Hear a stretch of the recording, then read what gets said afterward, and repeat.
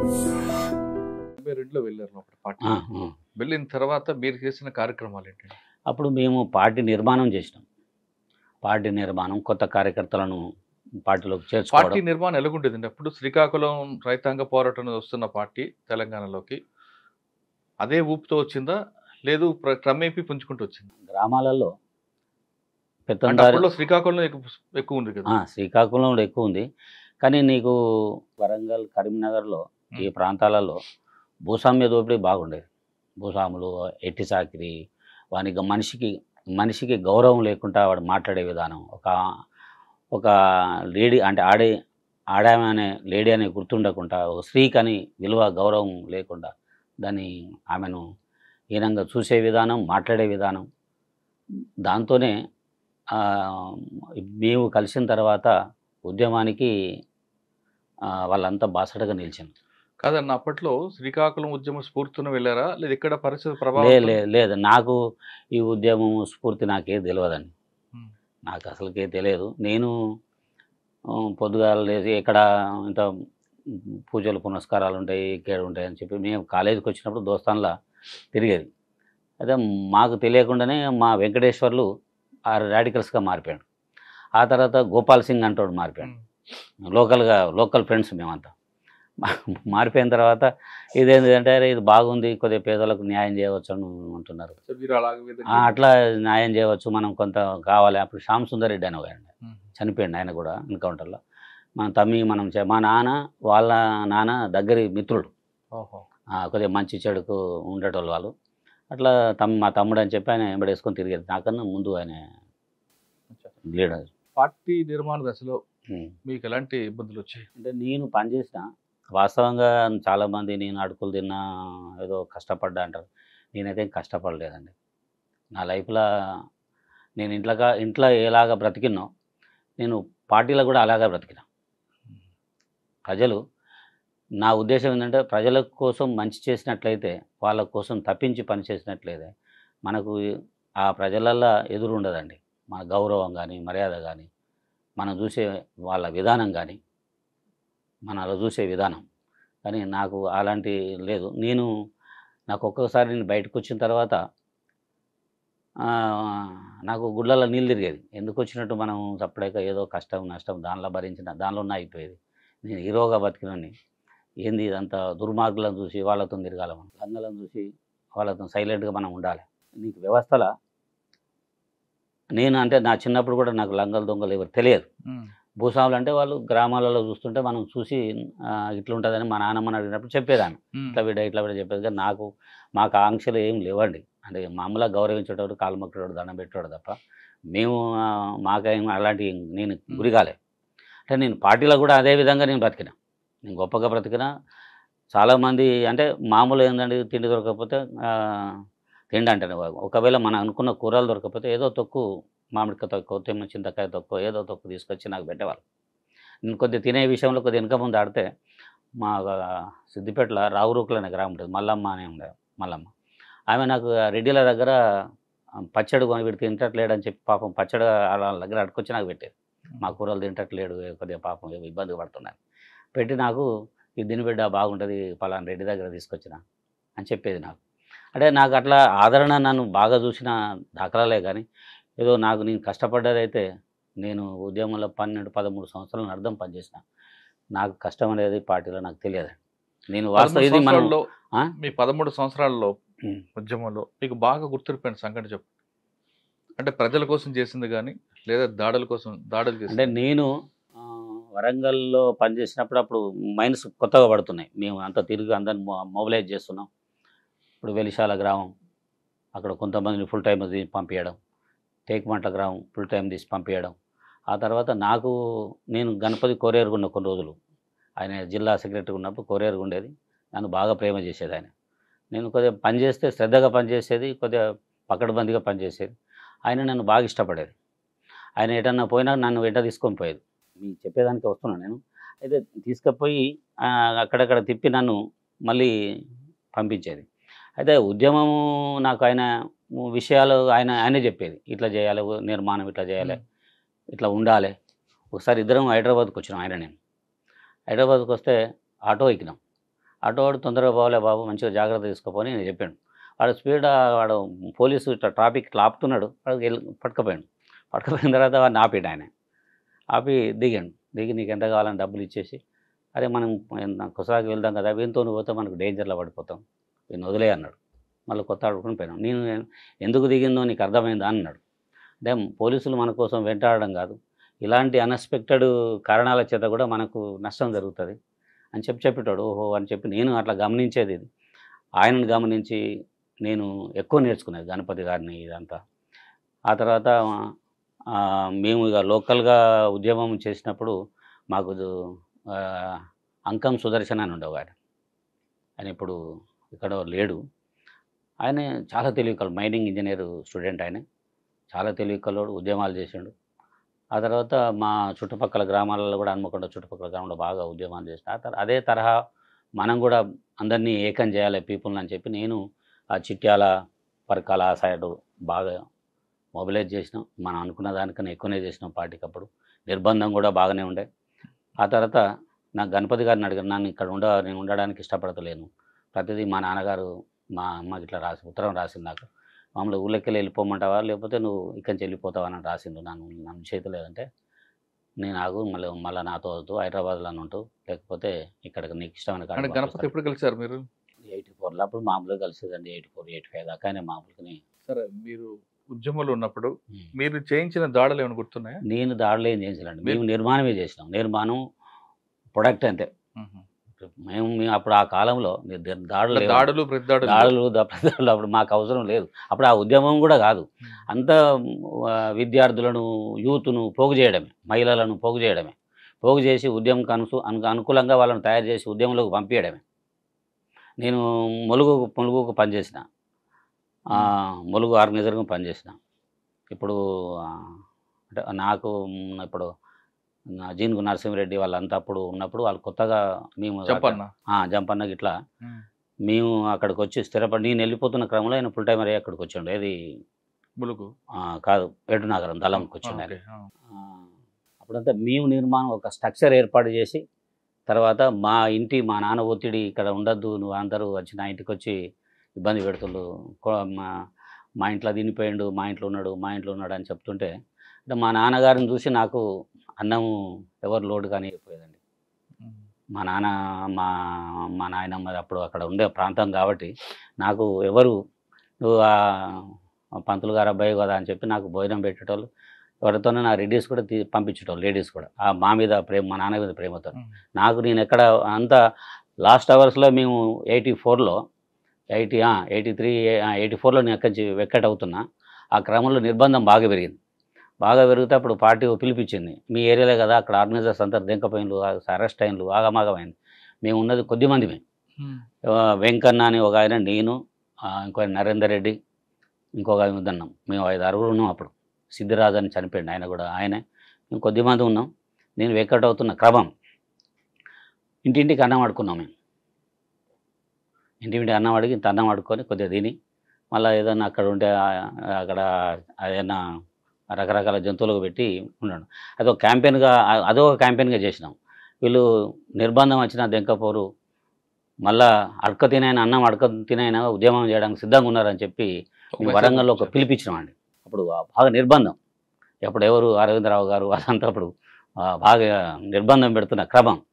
దాన్ని వాళ్ళంత ఒత్తిడి చేసినా కూడా మేము నా అన్నలు అంటోళ్ళు రాడికల్స్, అప్పుడు నక్సలెట్లని ఇంకా పేరు లేదండి, రాడికల్స్ వెనుకకి వెళ్ళిపోరు, ఉంటారు, మన ప్రజల కోసం ఉంటారు, ఉద్యమాలు చేస్తారు, వాళ్ళు ఆడుకొనైనా తిని ఉద్యమం చేస్తారు, మన ఏరియాని వదిలిపెట్టి వెళ్ళిపోరు అనేది ఆ వాతావరణాన్ని మేము కల్పించినాం. 84, 83, 84లో బాగా నిర్బంధం ఉండే. సాధారణంగా పార్టీ ముందు నుంచి కూడా దాడులు చేయడం అనేది పార్టీ ఉద్దేశం కాదు, ప్రజల్లో మార్పు తేవాలి, ప్రజల రాజకీయ అవగాహన మేజర్గా ఏంటంటే మాకు అప్పుడు అవగాహన ఉన్నది, నిర్మాణం చేయాలి, ఉద్యమకారులను పెంచాలి, గ్రామ కమిటీలు ఏర్పరచాలి, రైతు కమిటీలు ఏర్పరచాలి, మహిళా కమిటీలను ఏర్పరచాలి. వీళ్ళని ఏర్పరచడం, వీళ్ళ ద్వారా ఈ గ్రామీణ వ్యవస్థను బాగు చేయాలనేదే పార్టీ నిర్ణయం. కానీ దాడులు చేయాలనేది ఎప్పుడు తీసుకున్నారు? దాడులు అంటే ఈ రిప్రెషన్ పెరుగుతున్న కొద్దీ, అంటే నిర్బంధం పెరుగుతున్న కొద్దీ, టోటల్ ప్రాంతంలో నిర్బంధం పెరుగుతున్న కొద్దీ దీనికి ఎట్లా ఎదుర్కోవాలనే కాడికి వచ్చాను. కొందరు అభిప్రాయాలు భూస్వాములను చంపాలి, వాళ్ళ ఒత్తిడి మూలంగానే మనకు జరుగుతున్నది, వీళ్ళని చేయాలి వాళ్ళని చేయాలని చెప్పి ఆ ఒత్తిడి ఉంటే అంటే మేజర్గా ఏంటంటే ఈ గ్రామీణ ఉండే పెత్తందారుల ఒత్తిడి భూస్వాముల ఒత్తిడి మూలంగానే జరుగుతుందనేది అందరూ ఏకాభిప్రాయం వచ్చింది. చేద్దాం, ఎవరైనా ఒకటి చేస్తే కొద్దిగా తగ్గుతుంది, భయంతోనైనా కొంత మనకు వెసులుబాటు కలుగుతుంది అనే దాంతో అప్పుడు ఏముందండి మామూలుగా నక్సలైట్లు రాడికల్స్ వచ్చిందంటే కొద్దిగా పోతుందంటే కూడా దాడి చేసే క్రమం అది. ఇప్పుడు నేను వెలిశాల ప్రాంతంలో తిరిగినప్పుడు రాఘవాపురం ఉంటుంది, అక్కడ రాఘవాపురం మమ్మల్ని దారి కాసి చంపాలని ప్రయత్నం చేశాను, నేను ఇంకో అందరం కలిసిపోతాం. నేను అప్పుడు తీసి ఒక గ్రైండ్ విసిరేసిన వాళ్ళ మీద, మేము అంటే ఉరకలేని నిస్సహాయ స్థితిలో ఉన్నప్పుడు. ఆఖరికి ఏదో బాంబు ఫీలింగ్ ఎక్కడో అక్కడ అరే వీళ్ళ దగ్గర బాంబులు వీళ్ళ దగ్గర పోవద్దనే కాడికి వచ్చాను. అప్పుడు స్టార్టింగ్నే అంటే గ్రామంలో వీళ్ళని రానివ్వద్దనే వస్తే మనకు ఇబ్బంది అవుతుంది. అప్పుడు సిపిఐ సిపిఎం పార్టీలు ఈ కాంగ్రెస్ పార్టీలు కొద్దిగా దుర్మార్గంగానే ఉండేది. ప్రజల వాళ్ళే భూస్వాముల మీద దాడి చేయడం కాకుండా పోలీసులపై దాడి చేయాలి అనే నిర్ణయం వరంగల్ దగ్గర పెంబర్తిలో కొండపల్లి సీతారామ గారు పెట్టిన మీటింగ్ ద్వారా లేదండి. అందుకే నాకైతే నాకు ఐడియా లేదు. లేని దాన్ని నేను ప్రస్తావించి దాన్ని బలపరచడం కూడా కరెక్ట్ కాదు. నాకు తెలిసిన వరకు లేదు. పోలీసుల మీద అటాక్ నేను కొన్ని పోలీసుల చంపాలన్నా కూడా నేను వ్యతిరేకించేది. మనకు ఉద్యమం లేదు, మన స్థాయి లేదు. స్థాయి లేని దగ్గర పోయి ఇప్పుడు ఉత్తగా దొరుకుతారు, బాటబండి పోతుంటే ఎవడైనా దొరుకుతాడు, పోలీసు వాడు దొరుకుతాడు, ఎవడైనా దొరుకుతాడు. అది చంపడం మంచిది కాదనేది నా వాదన. నిర్మాణం చేయాలనేదే మన వాదన. పొలిటికల్గా వాళ్ళను రాజకీయంగా ఎడ్యుకేట్ చేయాలి, వాళ్ళకు నిర్మాణ బలాన్ని, బూర్జా పార్టీలు వారికి స్థానికత్వాన్ని వ్యక్తిత్వాన్ని ఎట్లా పెంచుతుందో ఇలాంటి వ్యక్తిత్వాన్ని మనం పెంచాలి, వాని ఉందాతానాన్ని పెంచాలి, వాని ఆత్మాభిమానం పెంచాలి. పెంచినప్పుడు వాడు తప్పకుండా ఉద్యమిస్తాడు. ఉద్యమంలో కూడా ఆర్థికంగా లో ఉన్న వాళ్ళు, అప్పర్ ఉన్న వాళ్ళు ఉద్యమాలకు ఎవరు రాడండి. మిడిల్ క్లాస్ పీపుల్ ఎక్కువ వస్తారు. కారణం ఏంటంటే వాడికి ఆత్మాభిమానం ఉంటుంది, ఉందాతనంగా బతకాలనుకుంటుంది. కానీ అక్కడ సమాజం వాడిని రకరకాల ఇబ్బందులు పెడుతుంటుంది. దానికోసం వాడు ఆఖరికి ఉద్యమం బాగవుతుందని చెప్తున్న వాళ్ళకి ఆకర్షితుడవుతాడు, వాడు ఉద్యమం చేయడానికి ముందుకు వస్తాడు. వరంగల్ రాంప్రసాద్ మెదక్ రామన్నగా ఎప్పుడు మరి 85లో వచ్చిన నేను. అదే మధ్యలో వచ్చిన తర్వాత హైదరాబాద్లో ఎక్కువ కాలం ఉన్నా నేను. అదే వాళ్ళు ఏమన్నారంటే నాకు నేను ఫైరో అంటే ఫైరో అంటారు కదా, గణపతి గారితో చెప్పి నాకు టౌన్ ప్రాంతం ఉండే గ్రామీణ ప్రాంతం ప్రాంతం కూడా చూడు అంటే అక్కడ ములుగిస్తే ఆ ములుగు అడవులలో తిరిగితే అప్పుడు పుల్లారెడ్డి గారు ఉండే. నన్ను 2 సార్లు పట్టుకుని నన్ను చంపేస్తారు అనుకున్న వాళ్ళు. ఇప్పుడు ప్రసాద్ బయటనే ఉన్నాడు, మోహన్ రెడ్డి అని. నన్ను పట్టుకుని ఆయన పాప పుల్లారెడ్డి ఆయన ఏమన్నారంటే రే వీడు మన చాలాసేపు నాతో మాట్లాడి ఇదేం మాట్లాడితే వీడు ఉల్లిగడ్డ లాంటి వాడు, వీడు పిక్కితే బూరు వస్తుంటుంది. నాగరికి ఎక్కడ పోవాలో ఒక దారి తప్పి అడవిలో ఉన్నాడు, ఏ రోడ్డుకి ఎక్కించరా అని చెప్పి ఒక గ్రామీణ అతన్ని అప్పచెప్పాడు. నేను ఫలాని మల్లంపల్లి రోడ్డుకి పోతుంటే ఆ మల్లంపల్లి రోడ్డుకి అప్పచెప్పాడు ఆయన. అంటే అక్కడ నాకెందుకో నన్ను ఆయన కూడా పుల్లారెడ్డి గారు కానీ ఆ మోహన్ రెడ్డి గారు నన్ను ప్రేమ చేసిండు. అక్కడ వాళ్ళు ఉంటే వాళ్ళకు వైరుధ్యం ఉండే, చంపేస్తారని. కానీ నేను కూడా భయపడ్డాను. అప్పుడు దగ్గర ఒక చిన్న పిస్టల్ ఉండే, 2 గ్రైనేడ్స్ ఉండే. అప్పుడు ఒంటరిగా ఒక్కరు ఇద్దరు తిరగాలనేది రూల్ ఉండే. ఆయన నా దగ్గర ఉన్నాయని ఏదో పని బయటకు పోయిండు. నేను అడవిలో దారి తప్పిపోయినప్పుడు ఆయన కలిసి నన్ను చేసిండు. అక్కడి నుంచి వచ్చిన తర్వాత మెదక్కు అక్కడ నేను తిరగలేనంటే నాకు సబర్బన్ అంటే ఈ టౌన్ ప్రాంతంలో నాకు ఇచ్చే ప్రయత్నం చేయంటే నన్ను నల్గొండకు పోయింది. నల్గొండ నాకు ఇష్టపడలే. ఆ తర్వాత మెదక్కు వచ్చిన తర్వాత మెదక్కు నిలబడ్డా నేను. మెదక్ సిద్దిపేట ప్రాంతంలో అప్పుడు నాకన్నా ముందు నాతో పాటు అప్పారావు గారు, అంకం బాబురావు, నేను మెదక్ జిల్లాకు వచ్చినాం. నేను కొంత స్టూడెంట్ లీడర్గా ఉన్నా. మీరు సిద్దిపేట ప్రాంతంలో ఉన్నారు. ఇక్కడ గిరాయిపల్లి గురించి చెప్పండి. గిరాయిపల్లికి ఏం లేదండి. గిరాయిపల్లి ఇక్కడ మొదటి ఎన్కౌంటర్ అక్కడే కదా. మొదటి ఎన్కౌంటర్ వాళ్ళని అడవిలో చంపేసిండు. వరంగల్ సుధాకర్ అని చెప్పి మురళీమోహన్ రెడ్డి, వాళ్ళను సూరపనేని జనార్దన్ వాళ్ళు అక్కడ అడవిలోకి తీసుకొచ్చి చంపేశారు అంతే తప్ప అక్కడ ఏదో ఉద్యమం నిర్మించిన వాళ్ళు మెదక్ జిల్లాకు ఆర్మీ చేద్దామని వచ్చారు. వాళ్ళు ఎక్కడో పట్టుకుని అక్కడ చంపేశారు తప్ప అక్కడ గిరాయిపల్లి గ్రామం అంతా కూడా పార్టీకి పట్టుంది కదండి. మేము వచ్చిన తర్వాత పట్టుంది. హైదరాబాద్ నుంచి అందరం వచ్చినాము. అంకం బాబురావు, నేను, అప్పారావు, కొంతమంది. ఆ ఎన్కౌంటర్ గురించి ఐడియా ఉందా మీకు? నాకు చిన్నగా ఉన్నప్పుడు 95లో 75లో అన్నట్టు అయింది. అది నాకు పెద్దగా తక్కువనే. అక్కడికి వచ్చిన తర్వాత నాకు ఆ ప్రాంతం అంతా నేను తిరిగినా కాబట్టి. మెదక్ జిల్లాలో మీరు చేసిన కార్యక్రమం గుర్తుందా? మెదక్ జిల్లాలో నేను అంటే ప్రజలకు అన్ని రకాలుగా సేవలు అందించినండి. నేను వాళ్ళకి ఏది కావాలంటే అది చేసిన పొలిటికల్ లీడర్తో పనిచేయించిన. ఈవెన్ మదన్ మోహన్ గారు ఉండే అప్పుడు మినిస్టర్, ఆయనతో పనిచేసిన, కేసీఆర్ గారు ఉండే వారితో పనిచేయించిన నేను. ఆ తర్వాత వాళ్ళు ఎవరు చేయని పని నేను దుంపలపల్లి గ్రామంలో స్కూల్ కట్టించిన నేను 10th వరకు. నేను డబ్బులు పోగు చేసి స్కూల్ ఉండాలని చెప్పి స్కూల్ కట్టి ఇంకా ఉంది స్కూల్ అది. అది ఆ స్కూలుకు కనీసం కేసీఆర్ తెలంగాణ గవర్నమెంట్లో దానికి సున్నం వేయలే, దాన్ని ఒక రిపేర్ కూడా చేయలేకపోయినలు అని చెప్పి టీవీ 9లో రకరకాల వార్తలు వచ్చినాయి. కానీ కేసీఆర్ టార్గెట్ చూస్తారట కదా మీరు? నేను చేయలేదు టార్గెట్. నేను అంటే నాకన్నా ముందు అప్పారావు దానికి ఆర్గనైజర్ ఉండే. అంటే ఆయన కొద్దిగా ఆయన శక్తి కన్నా మించిన వాగ్దానాలు చేస్తాడు. ఆయన ఎవరు? కేసీఆర్ గారు శక్తికి మించిన వాగ్దానాలు చేసి వాడిని అప్పుడు సంతృప్తి చేస్తాడు. ఆ వ్యక్తి కానీ అక్కడ ఉన్న జనాలం కానీ వాడు సంతృప్తి ఏంటంటే ఈయన సంతృప్తి పడి వెళ్ళిపోతాడు. అది అవుతాయా కావా ఆ తర్వాత ముచ్చట. తను ఆయన అక్కడ చేసి అట్లా కొన్ని తప్పుడు చేష్టల మూలంగా, తప్పుడు చర్యలు చేయడం మూలంగా ఆయన ఆ ఇబ్బందులు ఇరికిట్టు. నక్సలైట్లకు ఆయన మీద పోస్టర్లు వేసాను, వాల్ పోస్టర్లు వేసాను, అన్నీ వేసాను. నేను వచ్చిన తర్వాత నాకు కొద్దిగా అక్కడ నాకు పాత స్నేహితులు వీళ్ళ మూలంగా నేను కొంత ఒక సెక్షన్ ఏర్పాటు చేసుకున్నాను అక్కడ నేను సిద్దిపేట ప్రాంతంలో. వాళ్ళందరూతో మాట్లాడిన తర్వాత అక్కడ నీ గ్రామ వాతావరణంలో అంతా గ్రామంలో అప్పటిదాకా కింద నుంచి పైదాకా రెడ్డిల పెత్తనమే. అక్కడ వీళ్ళు వెల్మాస్. వీళ్ళు ఎక్కడంటే మండలంలో సిద్దిపేట మండలంలో 3-4 ఇళ్ళు ఉండే, అంతే 5-6 ఇళ్ళు. అక్కడ లెక్కల పెట్టుకున్నట్టు వీళ్ళు దొరలు కూడా కాదు, మామూలుగా ఏదో మధ్యతరగతి జీవనం కొనసాగించే పీపుల్. బలం లేని వ్యక్తి మీద మీరు పోస్టర్లు వేసి అంటే ఈయన చర్యలు అలాంటివి ఉండేది. పోస్టర్లు వేసారు? నేనే వేయలే, అప్పారావు గారు అని చెప్పి నాకన్నా ముందు ఆర్గనైజర్ ఆయనే. అక్కడ సిద్దిపేట మెదక్ రామన్న కేసీఆర్ టార్గెట్ చేశారు. నేను